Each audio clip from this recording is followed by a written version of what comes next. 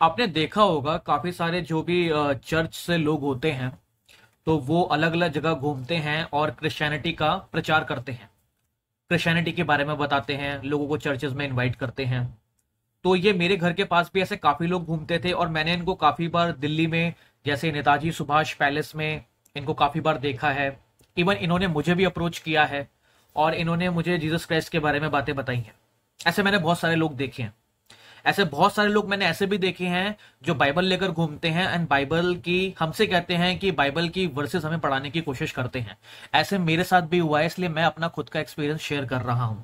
अब क्या ये सही कर रहे हैं गलत, खैर इसके बारे में मैं अभी नहीं बोलना चाहूंगा जब तक मैं क्रिश्चियनिटी को सही तरीके से समझ नहीं लेता।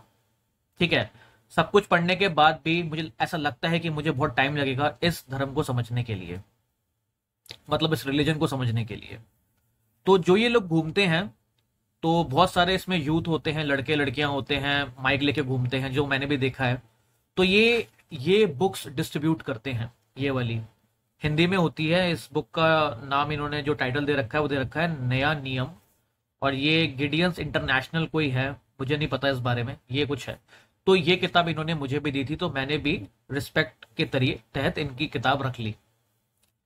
ओके, अब इसमें जैसे ये सब इंडेक्स दे रखा है। अच्छा, इसमें साफ तौर पे देखो ये लिखा हुआ है, ये पुस्तक बेची ना जाए, ताकि आपको भी पता चल जाए कि ये बुक मुझे मिली है, मैंने खरीदी नहीं है। और ये आप खरीदने जाओगे तो आपको कहीं मिलेगी भी नहीं। सो ये नया नियम गिडियंस इंटरनेशनल, मुझे नहीं पता क्या है। अब देखिए ये the new testament Hindi. Okay, अच्छा देखिए इसमें क्या लिखा है। बाइबल में परमेश्वर के मस्तिष्क, मनुष्य की दशा और विश्वासियों के आनंद का वर्णन है। इसके सिद्धांत पवित्र, इसके नियम बाध्यकारी, इसके इतिहास सत्य तथा इसके निर्णय अपरिवर्तनीय हैं। बुद्धि की प्राप्ति के लिए इसे पढ़ें, सुरक्षा के लिए इस पर विश्वास करें तथा पवित्र बनने के लिए इस पर आचरण करें।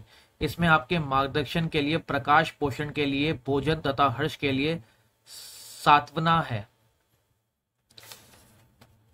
अब ये सब बातें इसके बारे में कुछ लिखी हुई है, जैसे कि ये सारे इंडेक्सेस की उद्धार का मार्ग, चिंता के समय शांति, भय के समय साहस, कलेश के समय सहायता, निर्णय के समय मार्गदर्शन, थकान के समय विश्राम, दुख के समय सांत्वना, परीक्षा के समय शक्ति, धन्यवाद के समय स्तुति, क्षमा प्राप्ति के समय आनंद।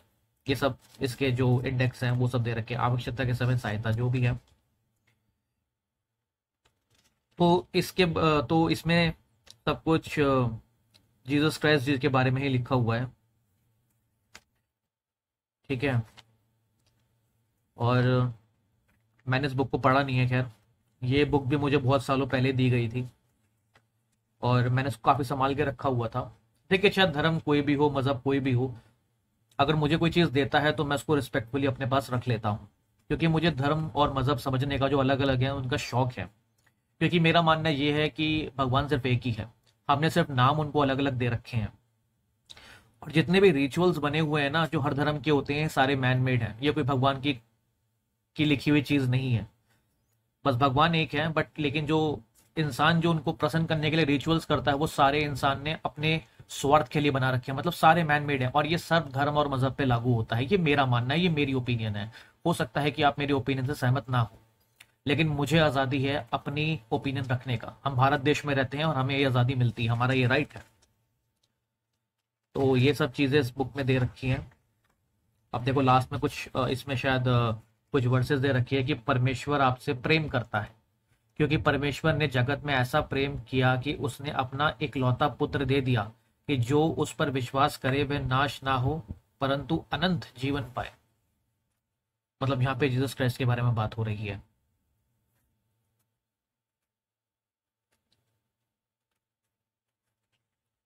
तो ये सब काफी पुरानी बुक है ये मेरी। अच्छा, इसमें एक चीज और लिखी हुई है, देखिए लास्ट में, मसीह को अपना उद्धारकर्ता स्वीकार करने से संबंधित मेरा निर्णय, परमेश्वर के समक्ष ये मानते हुए कि मैं एक पापी हूं और यह विश्वास करते हुए कि प्रभु यीशु मसीह क्रूस पर मेरे पापों के लिए मरे तथा मेरे धर्मी ठहराए जाने के लिए जीवित हुए, मैं अब उन्हें अपना व्यक्तिगत उद्धारकर्ता के रूप में स्वीकार एवं ग्रहण करता हूँ, नाम और तिथि। अब कहीं ना कहीं ये मानने वाली बात हो रही है कि जीसस क्राइस्ट को एक्सेप्ट करने की बात हो रही है कि जो जीसस क्राइस्ट थे वो हमारे पापों के कारण क्रूसीफाई हो गए, मतलब जो उनको क्रूसीफाई कर दिया गया था क्रॉस पे। अब खैर मैं इस पे अभी कोई कमेंट करना नहीं चाहता हूँ क्योंकि ये काफी पुरानी बुक है, तो इस पे अभी धूल मिट्टी काफी लगी हुई है, मैंने पढ़ी भी नहीं है। जब तक मैं इसको पढ़ नहीं लूंगा तब तक मैं अपनी कोई भी ओपिनियन इस चीज पे नहीं दूंगा कि एक्चुअल में ये बुक कहना क्या चाह रही है। इसके साथ साथ मेरे पास होली बाइबल भी है एंड मैं उस पर भी एक बहुत जल्द वीडियो बनाऊंगा, लेकिन अभी तो मैं इस चीज पे कुछ नहीं कहना चाह रहा हूँ। मेरा सब एक रिव्यू था कि जो भी लोग जो क्रिश्चियनिटी का प्रचार करते हैं वो आपको इस तरीके की किताब देंगे, अगर आपको देते हैं तो आपको उसको लेकर पढ़ना चाहिए और समझना चाहिए कि ये किताब क्या कहना चाह रही है। सो मैं बहुत जल्द मिलूंगा आपसे एक नई वीडियो में जो क्रिश्चियनिटी पे होगी, एंड देन क्रिश्चियनिटी के बारे में हम बात करेंगे। सो अभी तक के लिए इतना ही, बाय।